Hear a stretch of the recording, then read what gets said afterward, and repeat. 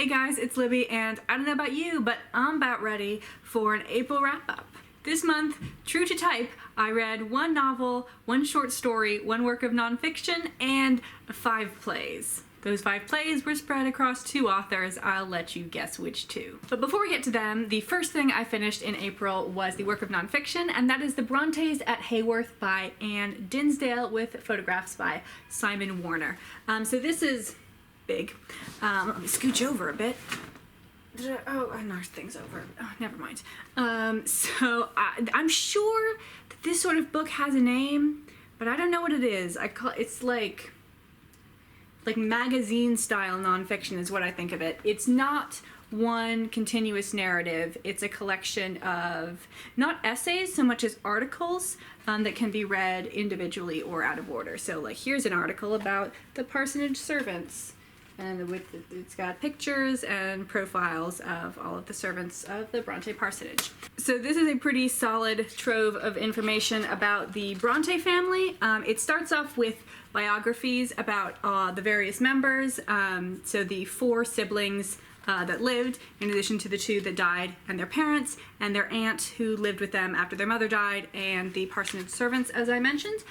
It also gives information about all of the novels that they wrote, in addition to their early works and their poems, and also their art. The articles on the individual novels can get spoilery, so I didn't read the ones for Shirley or The Professor, which are the novels I haven't read yet. But in addition to the plot, they also talk about the inspiration and what were the people and places and life events that worked their way out of the Brontes' lives and into the Brontes' work.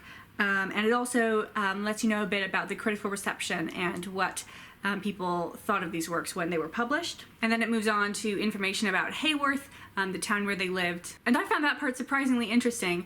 We have this image of the Haworth parsonage being like isolated on the moors, but really it was on the edge of town. So one side faced out towards the open moors, but the other half faced towards the city. And it also talks a bit about various biographers who have attempted to describe the lives of the Brontes. I would recommend this both for people who are kind of interested in the Brontes, have read a couple of their books and want to know more about them, but don't want to go in for an entire biography, and for people who are really into the Brontes and want to be able to see, for example, the house that inspired Wuthering Heights, or the Brontes' famously minuscule handwriting. I rated this 4.5 out of 5 stars, with the caveat that I still don't really know how to approach rating nonfiction. And then the novel that I finished in April was Wolf in White Van by John Darnielle. And when I said the author's name, I suspect most of you went, who?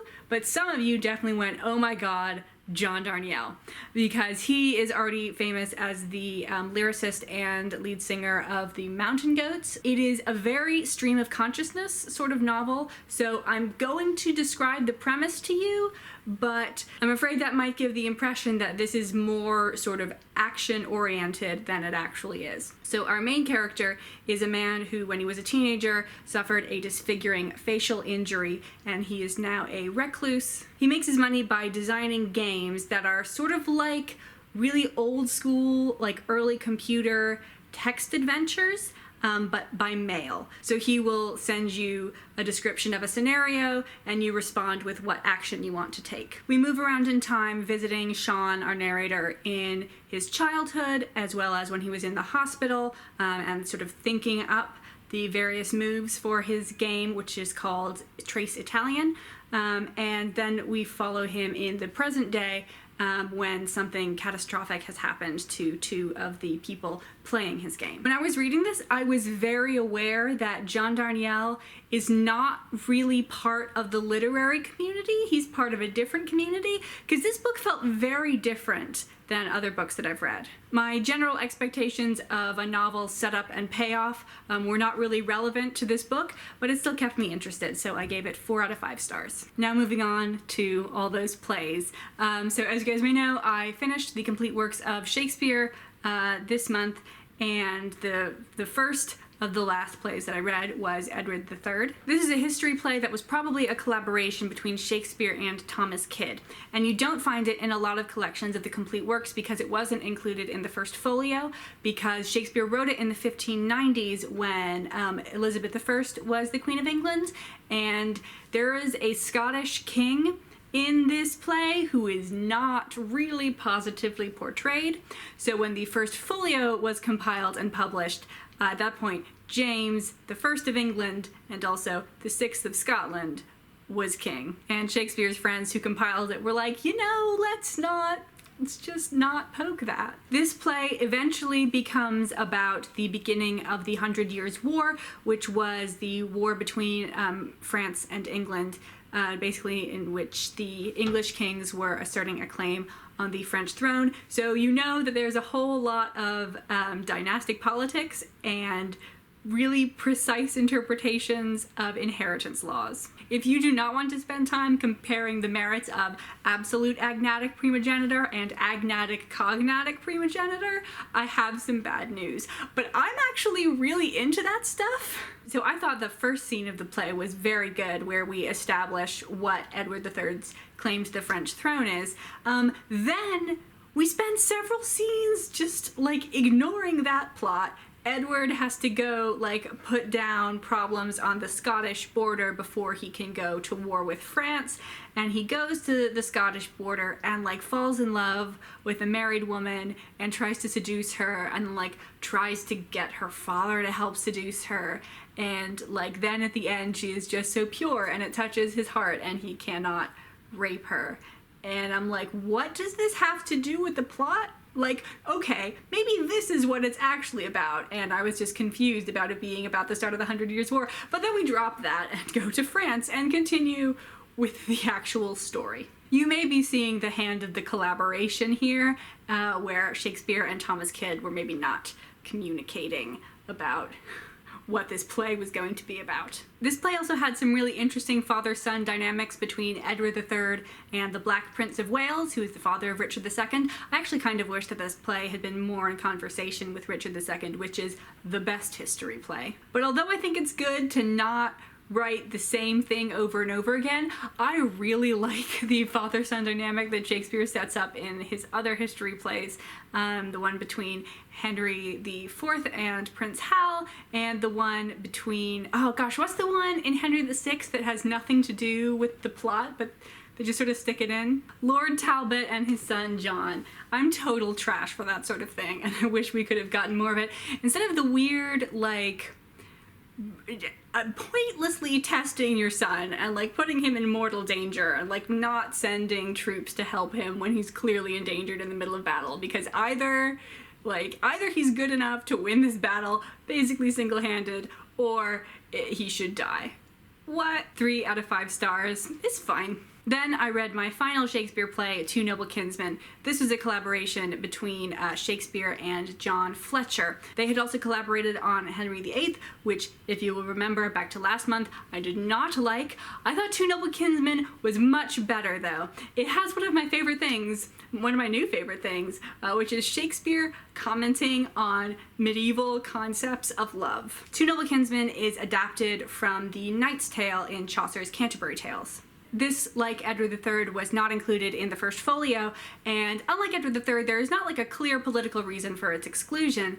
Some people have said that it's because it wasn't good enough, to which I say, what? I saw some Goodreads reviews that were saying, it's completely ridiculous how our two noble kinsmen, Palamon and Archite, had this whole scene that's hundreds of lines long about how we're in prison, but we're gonna be friends, and we don't need women, we don't need other people, we've got each other. And then a pretty woman enters, and in 5 seconds they are both in love with her. And people are like, I don't think that seems very realistic. And I'm like, that's the joke. JPG.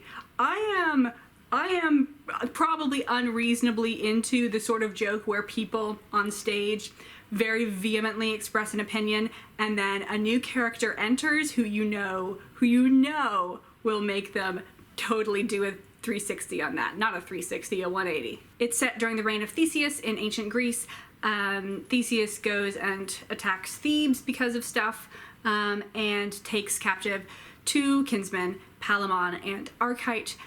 He brings them back to be prisoners, and they both fall in love with Theseus's sister-in-law, and they fight over her. And Shakespeare, or Fletcher, added this kind of weird subplot where the jailer's daughter falls in love with Palamon, and like it goes a little crazy because, you know, hormones and women. And she like sets him free, but like then she has a mad scene, and it's all kind of a hot mess. I gave it a 4 out of 5 stars because I am willing to buy into its goofiness. And also, I can't credit Shakespeare with this because it was Chaucer's device, but that whole twist at the end with various fulfillments of various prophecies is a top-notch. Before we move on to that other playwright, I want to briefly mention the short story that I read, which was Played Your Eyes by Jonathan Carroll. This is a Tor.com original, which means you can read it for free on their website, and if you are into that sort of thing, I have good news in store for you. But for now, Played Your Eyes is about a woman who had been in a long-term relationship, but it got kind of nasty at the end and they broke up. Now it's a couple months later, he has died, and in his will, he has bequeathed to her his handwriting. I, like most people, found the first 2/3 of this absolutely engrossing, and then in the final third, it definitely doesn't do what you expect it to do. Mainly because your expectation, you sort of don't have any expectations, and you're like, this is gonna end up as some crazy, unbelievable thing that I cannot even imagine. And then, given that expectation, the actual sort of final wrap-up can be a bit anticlimactic, but I have considered it in the cold and sober light of day. And I think that even though it's not as good as your expectations might be, it is actually a good end to the story. So I gave it a 4.5. And now, moving on to George Bernard Shaw. I finished 3 of his plays during Dewey's 24-hour readathon. I'm not going to talk about them too much here because I talked about them nonstop during my Dewey's vlog, but I will tell you what they were. They were, I've forgotten already, Widower's Houses, The Philanderer, and Candida. I did start You Never Can Tell, and I intended to finish it later that day or on Monday, but I didn't get around to it because I realized that I wanted to dedicate a full block of time to read the entire rest of it, the entire final 2 acts. I didn't want to like go at it 20 minutes at a time, because like it just doesn't work as well. I mean, it's a play, you're supposed to see it all in one go, and I was afraid it would make me not like it if I didn't give it a full 2 hours to just read it all. I gave 4 stars to Widower's Houses and 5 stars each to The Philanderer and Candida. I highly recommend these plays if you like socialism, feminism, and domestic drama. And wit. Lots of wit. So that was my April. How was your April? Let me know, and I'll see you guys later.